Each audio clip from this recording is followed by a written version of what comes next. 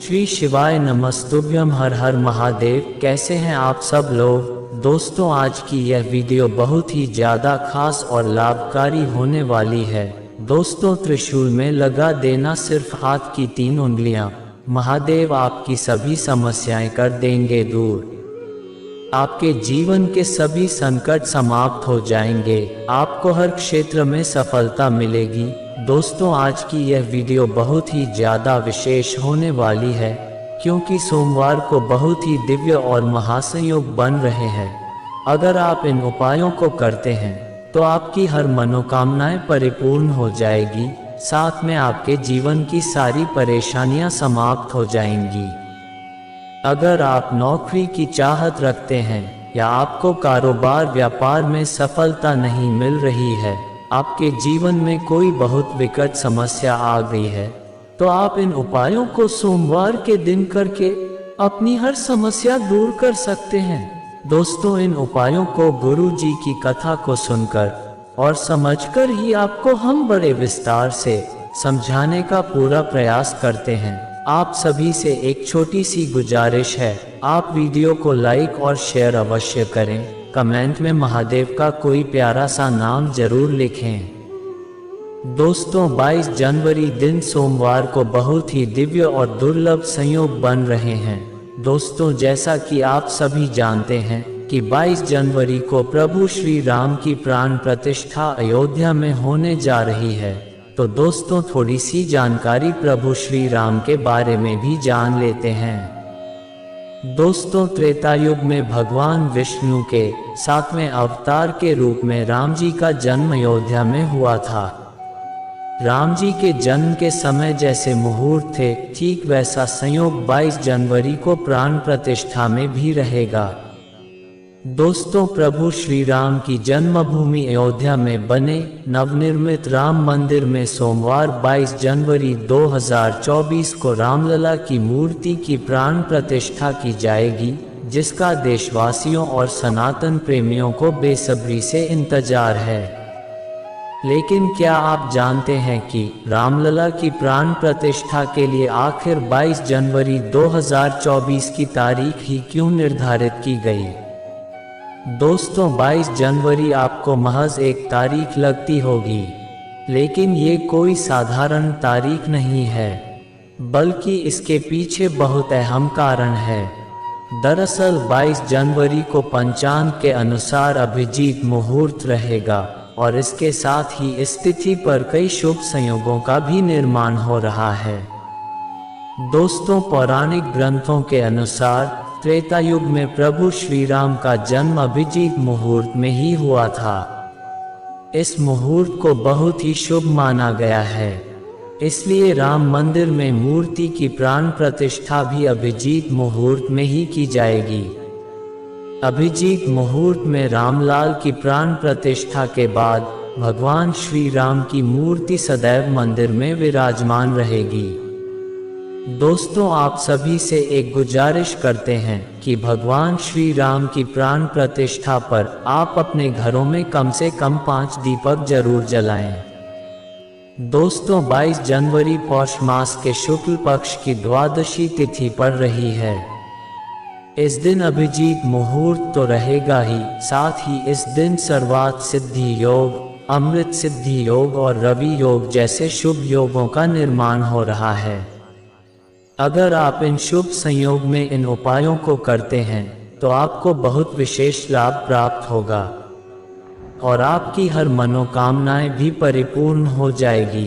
दोस्तों, पहला जो उपाय है, यह उपाय बहुत ही खास उपाय है। दोस्तों, अगर आपकी कोई मनोकामना है या आपको किसी भी कार्य में सफलता नहीं मिलती है, आपके कोई भी कार्य पूर्ण नहीं होते हैं, आपके कार्य पूर्ण होने से पहले उसमें बाधाएं अड़चनें आ जाती हैं, आपके घर में सुख समृद्धि नहीं रहती है, आपके घर में सुख समृद्धि नहीं रहती है, तो इस उपाय को करने से आपके जीवन की सारी परेशानियां दूर हो जाएगी। दोस्तों, इस उपाय को अगर आप सोमवार के दिन करते हैं तो गुरु जी ने कहा है कि इस उपाय को करने से आपकी कैसे भी कोई मनोकामना हो, आपने बहुत उपाय कर लिए हैं फिर भी आपकी मनोकामना परिपूर्ण नहीं हो रही है, तो इस उपाय को सोमवार के दिन अगर आप कर लेते हैं तो बाबा आपकी मनोकामना 7 दिनों में ही पूर्ण कर देंगे।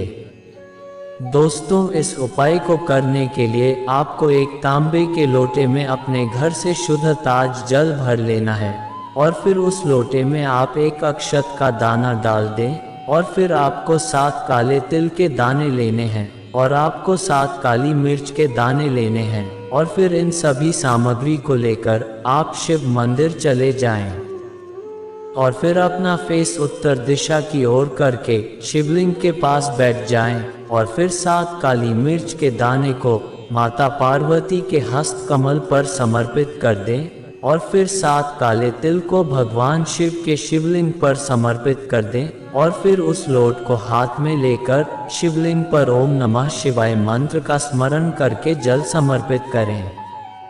अगर यह उपाय महिलाएं कर रही हैं तो ओम नमः शिवाय की जगह नमः शिवाय ओम मंत्र का स्मरण करें।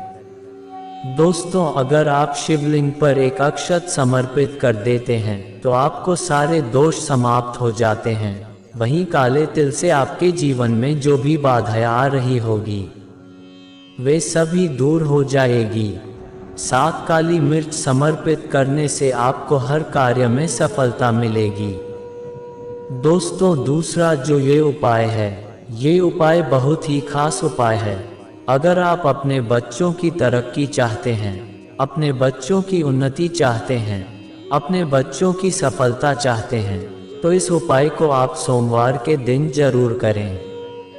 अगर आपके बच्चे पढ़ने में बहुत कमज़ोर हैं, पढ़ने में उनका मन नहीं लगता है या आपके बच्चे आपका कहना नहीं मानते हैं, तो गुरु जी ने कहा है कि इस उपाय को करने से बच्चों के मान सम्मान में वृद्धि होगी, यश की प्राप्त होगी, साथ ही बल विद्या विवेक का ज्ञान होगा। आपका बच्चा पढ़ाई में बहुत अच्छा हो जाएगा। अगर आपके बच्चे पढ़ाई में बहुत कमज़ोर है, दोस्तों, इस उपाय को आप सोमवार को पूरे दिन में किसी भी समय कर सकते हैं। इस उपाय को करने के लिए आपको 2 दूर्वा लेना है और आपको एक शमी पत्र लेना है और आपको एक तांबे के लोटे में अपने घर से शुद्ध जल भर लेना है और फिर आप शिव मंदिर चले जाएं और अपना फेस उत्तर दिशा की ओर करके शिवलिंग के पास बैठ जाएं और फिर उस दूर्वा और एक शमी पत्र को गणेश जी को समर्पित कर दें। और फिर जिस बच्चे के लिए यह उपाय कर रहे हैं उस बच्चे का नाम और गोत्र बोलकर गणेश जी को थोड़ा सा जल चंद्र गणेश का नाम लेकर समर्पित करें और फिर उस जल को शिवलिंग पर श्री शिवाय नमस्तुभ्यम मंत्र का स्मरण करके पूरा जल समर्पित कर दें और फिर जो जलाधारी से जल बहकर जाता है, आपको उस जल को उस लोटे में थोड़ा सा ले लेना है और फिर इस जल को अपने बच्चों के ऊपर छिड़क दें और 1 से 2 बूंद उस बच्चे को ये जल पिला दें। ऐसा करने से उस बच्चे के मान सम्मान में वृद्धि होगी, यश की प्राप्ति होगी।